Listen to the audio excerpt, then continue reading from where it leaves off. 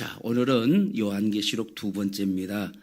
우리가 요한계시록을 이해하기 위해서 한 몇 주에 걸쳐서 이 말씀을 드리는 이유가 이 요한계시록을 우리가 어떻게 볼 것인가에 대한 이 분명한 시각을 가져야 될 필요가 있기 때문에 몇 주에 걸쳐서 말씀을 드리려고 합니다. 그래서 오늘은 요한계시록 이해 한 두 번째 시간으로 우리가 요한계시록을 어떻게 해석을 해야 하는가 여기에 대해서 말씀을 전하고 또 가르치려고 합니다. 자, 어떤 글의 내용을 해석할 때에는 두 가지 방법이 있습니다.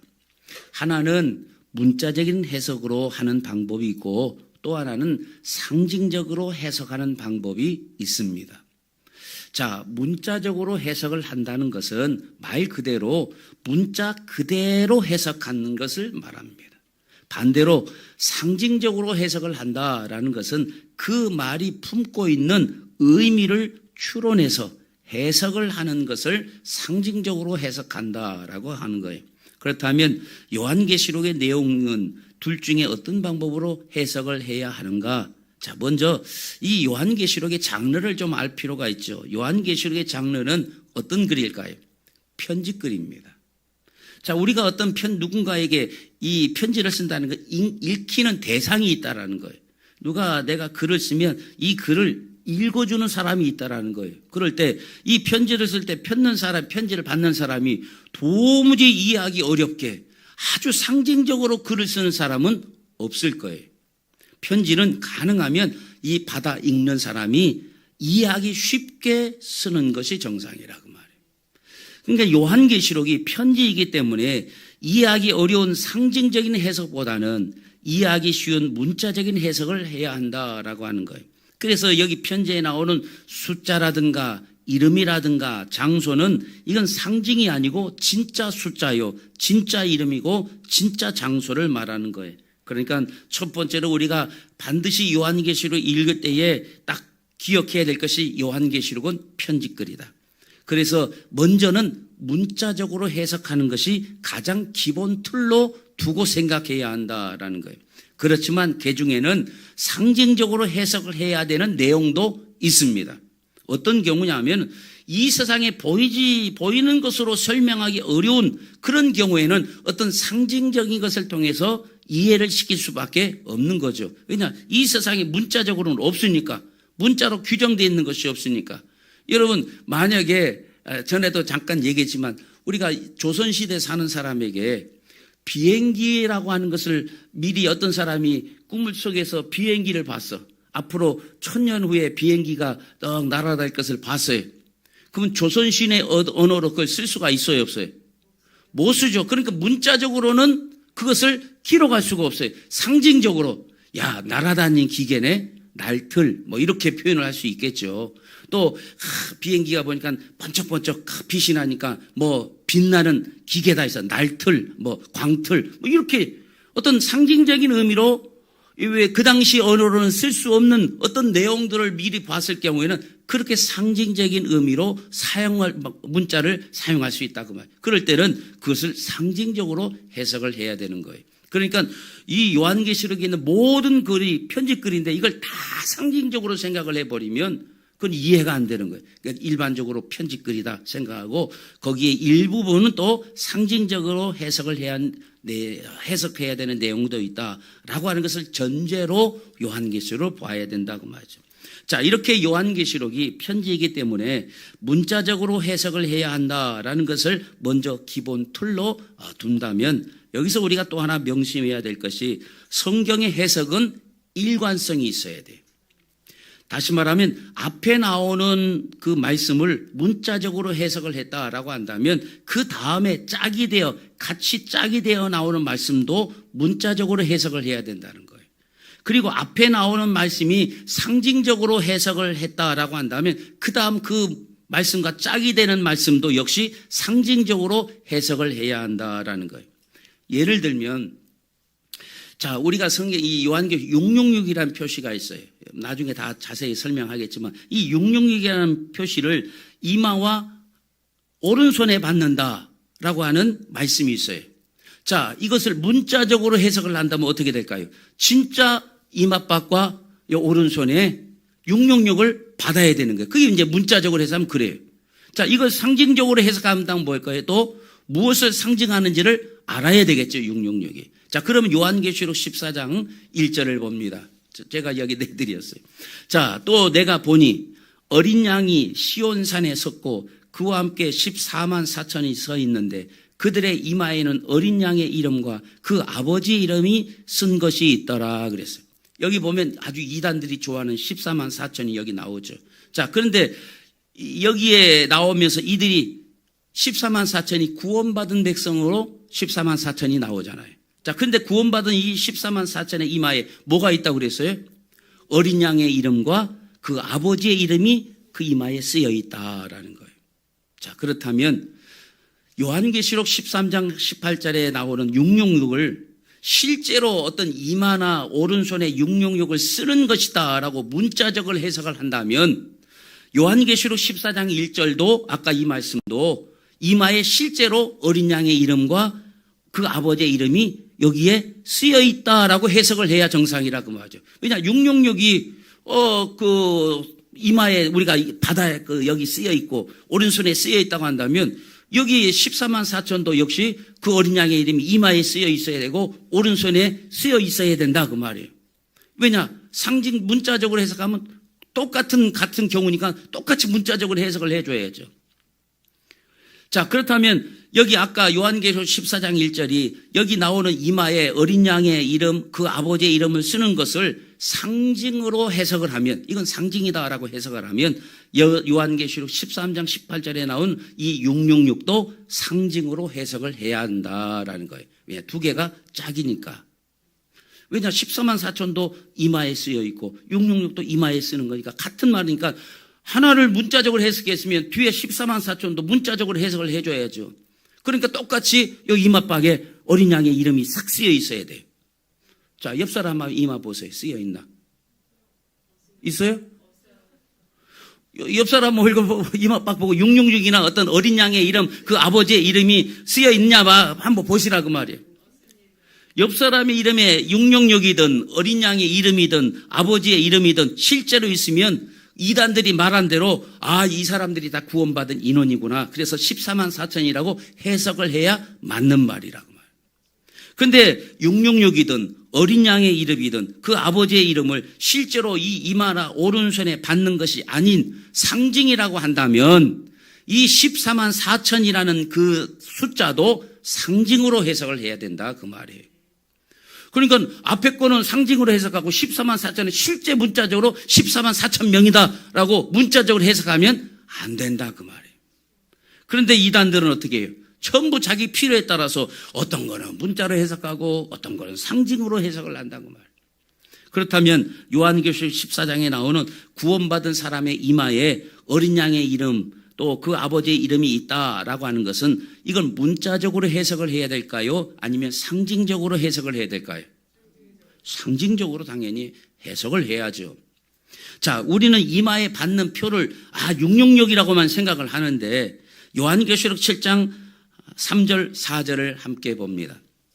이르되 우리가 우리 하나님의 종들의 이마에 인치기까지 땅이나 바다나 나무들을 해하지 말라 하더라. 내가 인침을 받은 자의 수를 들으니 이스라엘 자손의 각 지파 중에서 인침을 받은 자들이 14만 4천이니 여기 인친다라는 말은 제가 여기 참고로 한문을 써드렸죠. 도장이니 도장을 찍는다 그 말이에요. 그러니까 이 14만 4천이 문자적으로 해석을 해서 이건 실제로 14만 4천 명이다라고 한다면 그 이마에 도장을 찍은 것도 문자적으로 해석을 해야 되겠잖아요. 그럼 실제로 이마에 도장 찍힌 사람이 있어야 되는 거예요. 14만 4천 명이. 그렇다면 만약 신천지 교주가 14만 4천을 주장한 대로 14만 4천 명만이 신천지에서 구원받는다라고 한다면 이만희 이마박에도 뭐가 있어야 돼? 도장이 찍혀 있어야지. 이해가 되시죠? 자, 그러면 구약에 이마에 인친다라는 말이 구약에 나올까요? 안 나올까요? 나오니까 제가 이렇게 얘기를 하죠. 에스겔 9장 4절을 봅니다. 보면 여호와께서 이르시되 너는 예루살렘 성읍 중에 순행하여 그 가운데서 행하는 모든 가증한 일로 말미암아 탄식하며 우는 자의 이마에 표를 그리라 하시고, 탄식하며 우는 자의 이마에 표를 그려라. 자, 또 6절을 봅니다. 늙은 자와 젊은 자와 처녀와 어린아이와 여자를 다 죽이되 이마에 표 있는 자들에게는 가까이 하지 말라. 자, 그러니까 이마에 표 있는 사람 죽이지 마라. 심판하지 마라. 그러니까 누가 그러면 이마에 표는 누가 하게 되느냐? 탄식하며 우는 자들, 그들의 이마에 표식을 해주고, 이 이마에 표식 있는 자들은 처녀, 젊은 자, 어린이, 여자 다 죽이는데 요 이마에 표식 있는 사람은 죽이지 말아라. 심판이 면제된다 그 말이죠. 자, 여기 이마에 표가 있다라는 것은 뭐예요? 아까 앞 14절에 그 앞에 제가 그 4절에 말하는 것처럼 여기 가증한 일로 말미암아 탄식하며 우는 자, 이들의 이마에 표를 그려주라 그 말. 여기 자기 죄를 탄식하며 회개하는 사람을 상징하는 거죠. 내가 저지른 이 가증한 일을 탄식하고 철저히 회개하고 우는 자들에게는 이마에 표식을 그려주는 거예요. 그리고 그 6절에 그 이하에 이제 보면 그 이마에 표식 있는 자들은 죽이지 말아라. 이들이 구원받을 자라 그 말이에요. 심판이 면제될 자라 그 말이죠. 그러니까 이 이마에 표식이 있는 자를 구원한다 그 말이에요. 그렇다면 요한계시록에 여기 666이든 어린 양의 이름이든 그 아버지의 이름도 그와 같은 맥락에서 해석을 해야 된다라는 거예요. 그런데 이단들은 어때요? 자기 느낌, 자기 필요, 자기 생각에 따라서 마음대로 어떤 것은 문자적으로 해석하고 어떤 것은 상징적으로 해석을 한다 그 말이에요. 요한계시록 17장 1절을 봅니다. 또 7 대접을 가진 7 천사 중 하나가 와서 내게 말하여 이르되 이리로 오라. 많은 물 위에 앉은 큰 음녀가 받을 심판을 내게 보이리라. 여기 큰 음녀라고 하는 여자가 하나 나오는데 이 여자가 지금 어디에 앉아 있다고 했어요? 많은 물 위에 앉아 있다. 자, 그러면 이걸 문자적으로 해석하면 실제로 큰 음녀가 실제로 물 위에 앉아 있어야 된다 그 말이에요. 물 위에 앉아 있는 여자, 그럼 뭐가 생각납니까? 미국 맨하탄에 있는 자유의 여신상이 여자가 바다 위에 딱 있잖아요. 많은 물이. 어떤 사람은 진짜 어떤 단체는 실제로 이 큰 음녀를 자유의 여신상이라 그렇게 해석하는 사람도 있었다 그 말이죠. 자, 어쩌다가 이런 해석을 했느냐? 여기 나오는 물을 진짜 물로, 문자적으로 진짜 물로 해석을 했기 때문에 그래요. 이거 맞아요, 틀려요? 만약 이 큰 음녀가 진짜 자유의 여신상이면 여러분 우리가 생명을 걸고 그 자유의 여신상 폭파시켜버려야 된다 그 말이에요. 그런데 요한계시록 17장 5절에 보면, 15절에 보면 자, 이 물을 뭘 상징하는지 성경이 설명을 해주고 있어요. 요한계시록 10장 15절을 봅니다. 시작. 또 천사가 내게 말하되 내가 본 바 음녀가 앉아있는 물은 백성과 무리와 열국과 방언들이니라 그랬어요. 성경에 나오는 어떤 상징은요 반드시 성경 본문 속에 해석을 하고 있어요. 그러니까 이 편집글이기 때문에 이 해석을 안 해주면 이 무리에 많은 무리에 큰 음료 이렇게만 쏘놔버리면 편지를 받는 사람이 뭐냐 이게 이 무슨 의미지 알 수가 없잖아요. 그래서 성경은 그 상징적인 의미는 반드시 성경 본문 속에 해석을 해주고 있어요. 이 많은 물이 뭐냐? 물은 음녀가 앉아 있는 물은 백성과 무리와 열국과 방언들이다. 그래서 자, 이렇게 해석을 성경이 해주고 있다고 말이에요. 그렇다면 자유의 여신상은 큰 음녀라고 그렇게 해석을 하면 돼야 안 돼요? 안 되죠. 요한계시록에 나온 숫자도 역시 마찬가지입니다. 요한계시록에 나오는 숫자를 잠깐 우리가 이제 한번 또 생각을 해봅니다. 아직 요한계시록이 제대로 들어간 것이 아니라 지금 요한계시록을 전체적으로 어떻게 볼 것이냐 큰 관점에서 지금 설명을 해드리는 거니까 요한계시록에 나온 이 숫자를 잠깐 생각해 보면 여러분 우리나라 사람들은 숫자 중에 무슨 숫자 제일 싫어하죠? 저 대본에는 사자를 제일 싫어해요. 왜? 죽을 사자와 발음이 똑같아요. 죽을 사자, 죽는다? 이게 기분 나빠. 그래서 사자를 안 쓴다 그 말이에요. 그래서 어떤 엘리베이터에는요 1, 2, 3 하다고 사자가 없고 F라고 써 있어. 어떤 데는 아예 그것도 점으로만 찍어. 왜? 한국 사람들은 이 사자를 싫어하기 때문에 그 엘리베이터에 사자 쓰면 4층에 있는 사람들은 다 기분 나빠 죽는다, 재수없다 그런다고. 그래서 F층 뭐 이렇게 한다고 말이죠. 서양 사람들은 어떤 숫자를 제일 싫어할까요?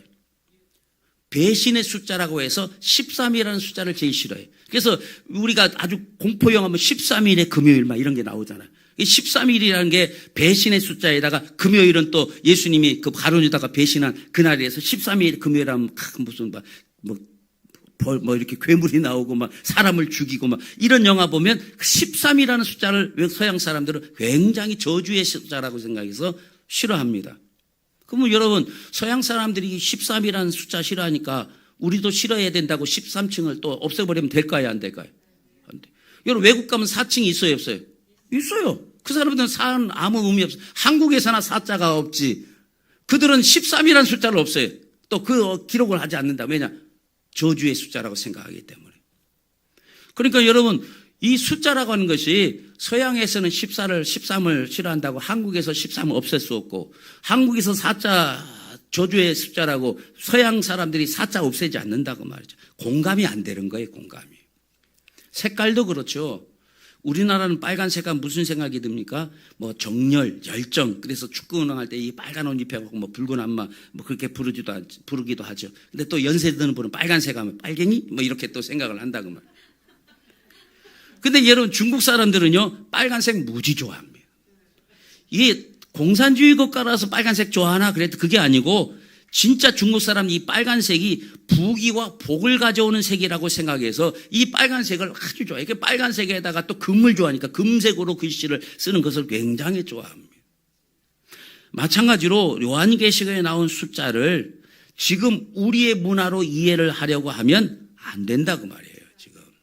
왜냐? 그 숫자라는 게 문화와 지역에 따라 의미하는 바가 다르기 때문에 그렇다. 그러니까 이 유대 랍비들이 쓴 문헌에 보면 이 숫자가 상징하는 것을 이렇게 기록하고 있어요. 자, 숫자 1은 독립을 의미합니다. 숫자 2는 증인을 의미합니다. 그래서 유대인들은 반드시 누군가를 고소할 때 증인이 2사람이 이상이 있어야 그걸 인정을 해주고 있어요. 성경에 또 나오지. 숫자 3은 완전을 의미합니다. 유대 사회에서는 하늘의 수라 그렇게 이제 뜻하고 있죠. 그래서 고린도후서 12장 2절에 보면 사도 바울이 셋째 하늘에 다녀왔다 그렇게 기록. 우리는 하늘하면 그냥 하나 통으로 생각하는데 이 유대 사회에서 하늘이 3층으로 생각한다고 말하죠. 그게 완벽하다고 생각하는 거죠. 그래서 유대 사회에서는 이 숫자 3은 완전한 수, 또 하늘의 수로 그렇게 생각을 합니다. 그리고 숫자 4는 동서남북 이 땅을 의미하고 있는 숫자라고 생각을 합니다. 숫자 5는 사람을 의미합니다. 왜냐? 손가락도 5개, 발가락도 5개이기 때문에 사람을 의미한다라고 숫자를 생각합니다. 자, 그러면 이 하늘의 숫자인 3과 땅의 숫자인 이 4를 합치면 몇이 될까요? 이게 어려운 숫자예요? 3하고 4 더하면 그래 7 바로 나와야지. 이 벌써 3, 4 플러스도 안 돼? 자, 7이 되는 거예요, 7. 그래서 하늘의 숫자 3과 땅의 숫자 4를 합치면 7. 그래서 그러면 숫자 7은 유대인들에게는 어떤 수겠어요? 완벽한 수가 돼. 그래서 하늘의 수인 3보다 더 완벽하다라는 3도 완벽하다라는 의미를 갖고 있는데 7은 더 완벽하다라는 그런 의미를 담고 있는 거예요. 그래서 사도 요한이 예수 그리스도께서 하나님의 아들이심을 증명하기 위해서 요한복음을 기록하는데 이 요한복음을 보면 예수님의 기적을 7개를 기록하고 있어요. 예수님의 기적이 8개도 있고 6개도 있는데 딱 7개만 기록할까? 예수님의 기적은 완벽하다라는 그런 의미 7개를 기록하는데 여기 보면 나는 뭐뭐다라고 하는 선언을 요한복음에는 요한이 7번을 기록합니다. 첫째는 나는 생명의 떡이다. 두 번째 나는 생명의 빛이다. 세 번째 나는 양의 문이다. 네 번째 나는 선한 목자다. 다섯 번째 나는 부활이요 생명이다. 여섯 번째 나는 길이요 진리요 생명이다. 일곱 번째 나는 참 포도나무다. 이렇게 예수님이 나는 뭐다라고 본인 스스로를 규정하는 것을 7개를 요한이 기록을 하고 있다고 말이죠. 자, 그리고 요한계시록에 보면 7교회, 7개의 입, 7개의 나팔, 7개의 대접 이렇게 7이라는 숫자가 자주 등장을 해요. 그러니까 왜 유대 문화에서는 이 7이 완벽을 의미하기 때문에 그렇다라는 거예요. 자, 그러면 완벽한 숫자인 7에서 하나가 빠지면 뭐가 될까요? 6. 불완전한 것이요. 완벽한 것에서 하나 빠졌으니까 불완전한 숫자. 그래서 숫자 6을 불완전한 수라 그렇게 생각을 한다고 말이죠. 그래서 우리나라에서는 4를 싫어하고 서양 사람들은 13을 싫어하듯이 유대인들은 이 6이라는 숫자를 싫어합니다. 자, 그리고 숫자 12는 하나님의 백성을 의미합니다. 그래서 예수님의 제자도 왜 13명 하면 안 될까? 예수님 13명 부담스러워서 13명 안 모았을까? 예수님의 제자 14명은 안 될까요? 근데 왜 굳이 12일까요? 의미가 있는 거예요. 하나님 백성의 숫자를 12가 유대인들은 의미한다라고 보는 거예요. 근데 이 12는 구약의 하나님의 백성이든 신약의 하나님의 백성이든 한쪽만을 의미하는 숫자가 12예요. 그러니까 구약의 하나님의 백성과 신약의 하나님의 백성을 다 통틀어서 표현하려면 어떻게 될까요? 12 플러스 12, 24. 그래서 숫자 24가 되는데 숫자 24는 하나님의 백성 전부를 말할 때 24를 말하는 거예요. 그래서 요한계시록에 보면 24장로가 나오는 거예요. 이 24장로는 하나님의 구원받은 백성 전부를 대표한다. 자, 그런데 구약의 하나님의 백성과 신약의 하나님의 백성이라는 것을 아주 많다. 이 신약의 백성도 많고 구약의 백성이 많다라는 것을 강조하기 위해서 이게 12 플러스 12, 24로는 성이 안 차요. 그래서 많다는 것을 강조하기 위해서는 12 곱하기 12 하면 뭐가 될까요? 이제 점점 어려워지죠, 계산이. 12 곱하기 12, 144가 되는 거예요. 자, 우리나라에서 숫자 한 세대는 40년을 한 세대로 보잖아요. 그리고 숫자 1000이라는 숫자는요, 많다라는 의미를 내포하고 있어요. 여러분, 우리나라 사람들은 많다라 할 때, 어이구, 수만, 수백만, 수천만이 모였다. 이렇게 만이라는 표현을 써요. 우리는 많다라고 할 때 만이라는 표현을 쓰는데, 예를 들어 축구 경기를 응원하기 위해서 많은 사람들이 모였을 때, 야, 수만의 붉은 옷을 입은 사람들이 모였다. 그렇게 우리는 표현하잖아요. 근데 이스라엘에서는 수천의 붉은 옷을 입은 사람들이 모였다. 그렇게 표현한다, 그 말이에요. 이게 이론수로 축소하려는 것이 아니라 유대인들은 이 수천이라는 단어가 많다라는 표현이에요. 우리는 한국 사람 만이라는 표현을 쓰잖아요. 수만, 수백만이 모였다. 진짜 거기 수백만이라고 쉬어서 수백만이 아니라 많이 모였다 할 때 만 쓰는 거잖아요.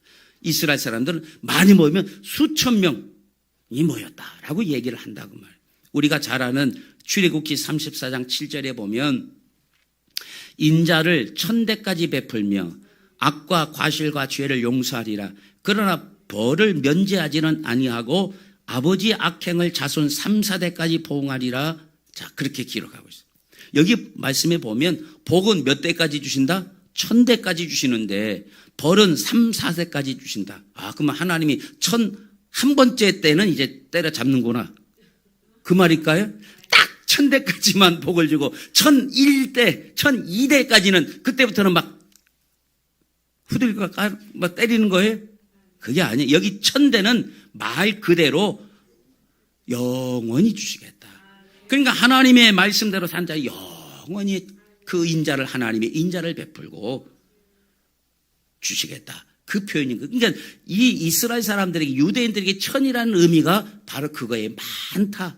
이런 의미인 거예요. 딱 1000이라는 숫자가 아니고. 그러면 유대인의 숫자로 14만 4천의 의미는 뭐냐?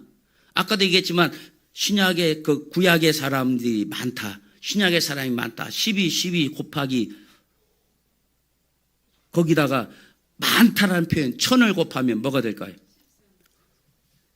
계산해보면 14만 4천 명이 나오는 거예요. 그러니까 이거는 상징적인 의미예요. 구약의 하나님을 믿는 구원의 사람들이 많다 그 말이에요.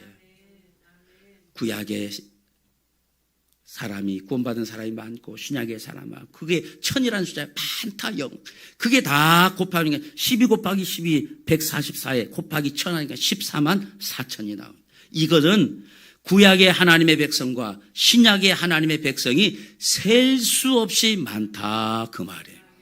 그러니까 이단이 와가지고 야 14만 4천 명 안에 들어가야 구원받아. 그러니까 돈 주고 빨리 그 자리 선점해. 이거 무식한 소리 하는 거예요. 그러니까 절대 거기 속으면 안 된다고 말. 하나님의 구원을 받은 백성이 많다고 말. 자, 앞서서 요한계시록을 편지글이라고 말씀을 드렸어요. 이 편지글의 중요한 특징이 특별한 목적이 있어서 이 편지를 기록한 것 아니겠어요? 자, 그 목적이 무엇인지는 다음번에 또 나누도록 하고, 오늘 하면 여러분 집에 못 가니까. 자, 이 요한계시록은 편지글이면서 또한 무슨 예언서입니다. 예언서. 자, 우리가 흔히 예언하면, 여러분 예언하면 뭐가 떠오르게 됩니까? 앞으로 일어날 일을 미리 알려주는 거, 우리가 그걸 예언 이렇게 생각하잖아요. 근데 앞으로 일어날 일을 미리 알려준다는 뜻의 예언은 한자로 이렇게 되어 있습니다. 이렇게. 자, 그런데 성경에 나오는 예언, 이 말은 요거예요. 그러니까 이 여기에서 말한 예자는 우리가 은행에 돈을 맡긴다 할 때 뭐라고 예금이라 할 때 똑같은 예자를 쓰는 거예요. 그러니까 이 말은 맡기다 뜻의 맡길 예자가 되는 거예요. 그러니까 우리가 예언서라고 할 때 예언은 앞으로 일어날 일을 미리 말하는 예언이 아닌 거예요. 하나님이 맡겨주신 말씀을 전하는 것이 예언입니다. 몰랐죠? 이걸 놓치고 있었다면 성경을 지금까지 신앙생활 잘못한. 그래서 어떤 예언의 은사를 받은 사람 날 찾아가서 기도 좀 받아야지. 앞으로 내가 뭐가 될까요? 이거 우리 남편 요번에 될까요? 안 될? 이거 아닌 거예요. 그 예언의 은사는 그게 아니에요. 하나님의 말씀을 맡아서 전하는 거예요. 그러니까 여러분 뭐예요? 앞날을 마치 점을 치듯이 앞날을 알려주는 것이라고 예언의 은사를 생각하면 안 되는 거예요. 성경에서 말하는 예언은 그게 아니라 하나님이 나에게 전하라고 맡겨주신 말씀을 전하는 것이 예언의 은사예요. 그러니까 목사는 예언의 은사를 받은 자예요. 하나님이 맡겨주신 말씀을 전하는 자라고. 그러니까 목사님한테 와갖고 나 이거 투자를 할까요 말까요? 전 몰라요. 목사가 할까요 말까요? 그 쌀 몇 가리 뿌려놓고 하세요 마세요. 그거 하는 사람 아니라고. 하나님이 맡겨주신 말씀을 전하는 거예요. 그게 예언입니다. 그러니까 앞으로 이거 알고 이제 사실 수요예배 여기 나오신 분만 알면 안 되는데 이 예언이 그 예언이 아니고 요 예언이다. 맡길 예자. 그냥 앞날을 내다보는 예언이 아니고 하나님의 맡겨진 말씀을 전하는 것이 예언자요. 그게 예언서라 그 말이에요. 자, 그래서 구약 성경 39권 가운데 이 예언서가 17권입니다. 신학자들이 모든 예언서들을 정리해 보니까 92%가 그 예언서를 말한 선지자들 당시의 이야기를 기록하고 있는 것이고 앞으로 일어날 일은 8% 정도밖에 되지 않는다고 이야기합니다. 자, 그러면 이 예언서의 가장 큰 관심은 현재일까요? 미래일까요? 현재죠. 현재가 98, 그 성경에 나오는 이 예언서들 보면 다 그 선자들이 당시에 살고 있던 그 당시의 이야기들이 98%고 앞일에 대해서 앞으로 되어질 일에 대해서는 한 8%밖에 되지 않는다는 거예요. 그러니까 예언서의 주된 관심은 현재인 거예요, 현재. 근데 요한계시록은 뭐다? 편지글이기도 하지만 예언서예요, 예언서. 그러니까 요한계시록 역시도 앞으로 일어날 일에 대하여 관심이 있는 것이 아니고 사도 요한이 이 편지를 쓰는 당시에 관심이 있었던 거예요. 물론 구약의 예언서 가운데 약 한 8%가 앞으로 일어날 일을 기록했듯이 이 요한계시록에도 앞으로 일어날 일에 대해서도 기록은 하고 있는데 주된 관심은 그 당시의 초대교회 핍박과 고통 가운데 있는 이 당시의 사람들을 위하여 이 요한계시록이 쓰여졌다라고 하는 거예요. 그래서 거의 대부분이 사도 요한 당시의 일들을 기록을 하고 있어요.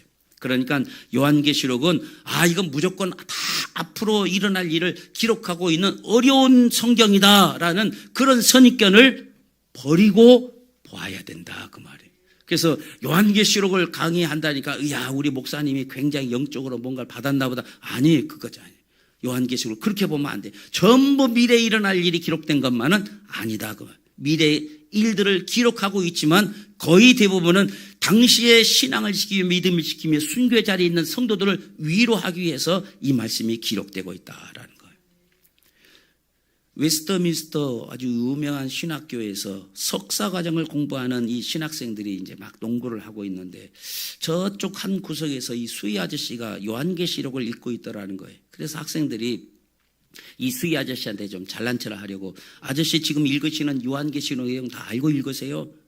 또 이해를 좀 도와드릴까요? 신학생들이 이제 말했어요. 그랬더니 수희 아저씨가 다 알아요. 그러더라는 거예요. 그래서 학생들이 무슨 내용인지 알고 읽으세요? 무슨 내용입니까? 라고 물었더니 이 수희 아저씨가 대답하기를 예수님이 이긴대요. 라고 대답을 하더라는 거예요. 여러분 맞습니다. 요한계시록의 주제는 결국 예수님이 이긴다라는 거예요. 그런 순수한 마음으로 요한계시록을 읽으면 되는 거예요. 무슨 수수께끼 풀듯이 보지 말고 과학적으로 역사적으로 자기의 지식으로 억지로 풀려고 하다 보면 그래서 이단에 빠지기가 쉬운 거라고 말이에요. 기억하십시다. 요한계시록은 예수님이 이긴다라는 내용이에요. 결국 승리자로서 이 땅에 다시 오신다라는 거예요. 이게 요한계시록의 핵심이에요. 그러니까 이 요한계시록의 내용 뭐예요? 그 당시 초대교회에 많은 순교가 일어나요. 황제 숭배 때문에 많은 사람이 그 신앙 지키다가 죽고 화형당하고 콜로세움 경기장에서 사자배배도 그렇게 죽어가는 그 사람들에게 우리 주님이 오신다. 마지막 날에 승리한다. 그러니 너희 현재 이 고통을 이겨내라. 그 목적으로 이게 기록되어 있는 거예요. 그래서 앞으로 오실 예수님에 대해서도 기록하고 있지만 그 기록한 목적이 이렇게 우리 주님이 다시 오신다. 그리고 그 주님 오실 때는 이런 일이 일어나게 될 것이다. 이런 것들이 주님 오실 징조다라고 이제 미래의 일들을 기록하고 있지만 그 기록 목적은 현재 믿음을 지키기 위해서 고통당하고 있는 사람들에게 위로를 주기 위해서 너희들 끝까지 참고 견뎌라. 결국 주님이 오실 거고 주님은 우리에게 승리를 주실 것이다. 이게 요한계시록을 기록한 목적이다. 이것을 우리가 염두에 두고 이것을 봐야지 이걸 전부 상징적으로 복잡하고 수수께끼 풀듯이 보기 시작하면 이게 요한계시록이 안 맞아요. 문자적으로 해석할 걸 상징으로 해석하고 상징으로 해석할 문자로 해석하면 복잡해져 버린다 그 말이죠. 그러니까 2단도 나오고 3단도 나온 이유가 거기에 있다라는 사실을 아셔야 될 줄로 믿습니다.